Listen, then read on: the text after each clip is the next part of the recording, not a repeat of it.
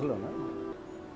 تو میرا ایک دفعہ جب میں نے شادی کا ارادہ کیا تو جن سے ارادہ کیا ان کے 2 بچے بھی تھے, وہ بھی جہیز میں مل رہے تھے مجھے.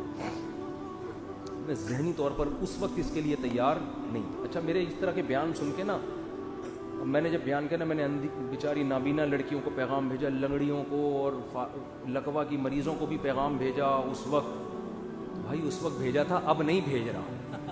وہ میرے پاس فون آنا شروع ہو جاتے ہیں وہ کہ وہ اس طرح کا مسئلہ ہے, آپ تو میں کروں نہ کروں ایک الگ مسئلہ ہے, لیکن اس کا یہ مطلب نہیں کہ جتنے ملک میں جو بھی معذور ہیں تو وہ مجھ سے رابطہ کریں.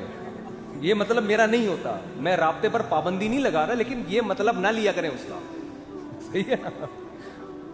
اس وقت کی بات ہے جب لفٹ کرا رہے تھے, پھر تو کوئی لفٹ نہیں کرا رہا تھا ہم کو. اچھا خیر, جب میں کر رہا تھا تو اس وقت تو جو بیچاری پاؤں سے معذور ہیں وہ بھی نہیں مان کے دے رہی تھی. صحیح ہے نا. اب تو ہماری اتنی ساری ہو گئی ہیں نا شادیاں, اب تھوڑی اب تھوڑی سیٹنگ چینج ہو گئی ہے. تو میں نے پیغام بھیجا تو مجھے جہیز میں 2 بچے بھی مل رہے تھے. میں ذہنی طور پر اس کے لیے تیار نہیں تھا کہ میں کسی کے بچوں کو کیوں پالوں بھائی. تو مجھے یاد ہے میں جامعۃ الرشید میں آیا, ہمارے ایک استاذ تھے, ان سے بھی میں نے سمجھایا یار رشتہ اچھا ہے لیکن یار 2 بچے کسی کے میں کیوں رکھوں. تو انہوں نے فوراً قرآن کی آیت پڑھ دی نا. اچھا بچوں میں کوئی خرابی نہیں, کچھ بھی نہیں. مجھے پتا تھا شاید میرے رشتہ دار بھی اس پہ ناک منہ بنائے کہ یار ہم کسی کے بچوں کو اپنے خاندان میں کیوں لے کر آئے. بہت عجیب سے مسائل کھڑے ہو رہے تھے. یقین نہیں تھا. ہمارے خاندان نے اللہ کا شکر ہے ان کو رکھا بہت اچھی طرح سے, لیکن میرے ذہنی طور پر کہ بھئی یہ کیوں. تو مجھے وہ قرآن کی آیت ہمارے ایک استاذ نے پڑھ کے سنائی. بعض آیتیں آپ صبح شام پڑھتے ہیں لیکن مستحضر نہیں ہوتی. وہ آیت یہ پڑھی انہوں نے, وَرَبَائِبُكُمُ اللَّاتِي فِي حُجُورِكُم مِّن نِّسَائِكُمُ اللَّاتِي دَخَلْتُم بِهِنَّ. بہت دلچسپ واقعہ ہے کہ اللہ نے قرآن میں فرمایا تم پر تمہاری مائیں حرام, ان سے نکاح نہیں کر سکتے, تمہاری بیٹیاں حرام, تمہاری بہنیں حرام, دودھ شریک بہنیں حرام. یہ سب رشتوں کا نام لیے. پھپھی سے نکاح نہیں, خالہ سے نکاح نہیں, اور ان سوتیلی بیٹیوں سے بھی نکاح نہیں کر سکتے جو تمہاری گود میں پلتی ہیں. آئی بات سمجھ. اب میں بہت عرصے سے حیران ہوتا تھا کہ سوتیلی بیٹی تو گود میں پلے نہ پلے, نکاح بہرحال اس سے کیا ہے, حرام ہے نا. نہیں آ رہی بات سمجھ میں.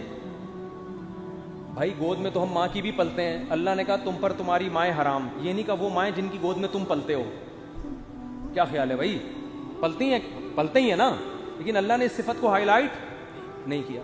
تم پر تمہاری بیٹیاں, سگی بیٹیاں بھی حرام جو تمہاری گود میں پلتی ہیں, یہ نہیں کہا بس بیٹیاں حرام. بہنیں حرام جن کے ساتھ تم ایک گود میں پلتے ہو, یہ نہیں کہا بس تمہاری بہنیں حرام. سوتیلی بیٹی کا ذکر آیا تو تمہاری وہ سوتیلی بیٹیاں جو تمہاری گود میں پلتی ہیں آئیں. میں یہ آیت پہ ہمیشہ حیران ہوتا تھا کہ قرآن نے اس کو ذکر کیوں کیا ہے, حالانکہ جیسے سگی بیٹی آپ کی گود میں پلے یا کسی اور کی گود میں پلے, نکاح اس سے کیا ہے, حرام ہے. آپ اپنی ماں کی گود میں پلے نہ پلے, ماں سے نکاح کیا ہے, حرام ہے. سوتیلی بیٹی آپ کی گود میں پلے یا نہ پلے, آپ کے لیے نکاح اس سے حرام ہے کہ نہیں ہے. لیکن پھر قرآن یہ ذکر کیوں کر رہا ہے جب اس شرط کا کوئی فائدہ ہی نہیں ہے. یہ میرے ذہن میں ایک اشکال تھا جس کے جواب کی طرف میں نے کبھی سوچا بھی نہیں کہ اللہ کا کلام میں کوئی حکمت ہوگی, ہر چیز ہمیں تھوڑی معلوم ہوتی ہے. تو میں نے جب یہ ذکر کیا یار وہ بچے بھی مل رہے ہیں مجھے, تو میرے دماغ اس کے لیے ایگری نہیں ہو رہا. وہ وجہ اس کی ہے کہ بھئی یہ تو شریعت میں بھی کوئی پسندیدہ کام تھوڑی ہے یہ کہ کسی کے بچوں کو پالو. بھائی وہ اپنے رشتہ داروں کے آ رہے ہیں, ہم کیوں رکھیں ان کو. تو انہوں نے فوراً قرآن کی آیت پڑھی, وَرَبَائِبُكُمُ اللَّاتِي, تمہاری وہ ستیلی بیٹیاں جو تمہاری گود میں پلتی ہیں. انہوں نے کہا یہ قرآن نے گود میں پلنے کا ذکر اس لیے کیا کہ عام طور پہ صحابہ جب کسی بچوں والی عورت سے شادی کرتے تھے تو چھوٹے بچے خود ہی پالتے تھے. تو یہ رواج تھا, تو اس رواج کو قرآن نے کیا کر دیا, ہائی لائٹ. میرے ذہن میں آیا قرآن اس رواج کو کیوں ہائی لائٹ کر رہا ہے. اس رواج کو ہائی لائٹ نہیں کر رہا, سگی ماؤں کی گود میں بھی تو پلتے تھے لوگ, سگی بیٹیوں کو بھی تو صحابہ گود میں پالتے تھے, ان کا ذکر نہیں کر رہا. اس صفت کو ہائی لائٹ اس لیے کر رہا ہے, اللہ کو پتا ہے کہ سگی بیٹیاں ہمیشہ گودوں میں ہی پلیں گی باپ کے, اور آپ ہمیشہ اپنی ماں کی گودوں میں پلو گے. ایک دور آنے والا ہے کہ سوتیلی بیٹی کو کوئی گود میں پالنے کے لیے تیار نہیں ہوگا. اس لیے اللہ نے اس صفت کو ہائی لائٹ کر دیا کہ تمہاری وہ سوتیلی بیٹیاں جو تمہاری گود میں پلیوں. میں نے کہا قرآن سے دلیل مل گئی, میرے الفاظ تھے, میں نے کہا کسی کا باپ مجھے اس نکاح سے روک کے دکھائے, ایسی کی تیسی. ہزاروں تو دل بر ہیں, کس کس کو دے دل والا, ہمارا حساب نہیں ہمارا دلبر کون ہے؟ خدا ہے. بھاڑ میں جائے ہندو کیا کہتا ہے, بھاڑ میں جائے میرا, میں نے تو یہاں تک کہا میری ماں کیا کہتی ہے, میرا بھائی کیا کہتا ہے, میری بہن کیا کہتی ہے, میرا ماموں کیا کہتا ہے, میرا چاچا کیا کہتا ہے, میرا پھپھا کیا کہتا ہے, بھاڑ میں جائے ایسی کی تیسی. خدا کے آگے کسی کی نہیں چلے گی. تو میرے ایسے جذبات میں نے ایسی کی تیسی. اور اللہ کا شکر ہے میری شادی ابھی وہ بچی بڑی ہو گئی ہے اور رہ رہے ہیں, اللہ کا شکر ہے, اللہ برکتیں دے. اور وہی ہمارے پاس ہی آگے رہی, بچے بڑے ہو گئے وہ الحمدللہ. تو یہ 2008 یا 2009 کی بات ہے. میں اتنا نیک نہیں ہوں جتنا آپ مجھے سمجھنا ہوگا, اور اتنے نیک اللہ, اتنا فری ہونے کی ضرورت نہیں ہے. انسان ہمیشہ اپنے اچھے کارنامے بیان کر رہا ہوتا ہے اور جو الٹے الٹے کام کیے ہوتے ہیں اس کو تو میں یہ بھی نہیں کہہ رہا کہ میں نے الٹے الٹے کام کیے ہیں, اگر کیے بھی ہوں گے تو اللہ کو بتا کے معافی مانگوں, آپ کو کیوں بتاؤں گا میں. میرا مطلب زیادہ فری ہونے کی ضرورت نہیں ہے کہ آپ کو جوش میں آ گئے, ارے مفتی صاحب. وہ بہت لوگ بندے کو تباہ پبلک کرتی ہے.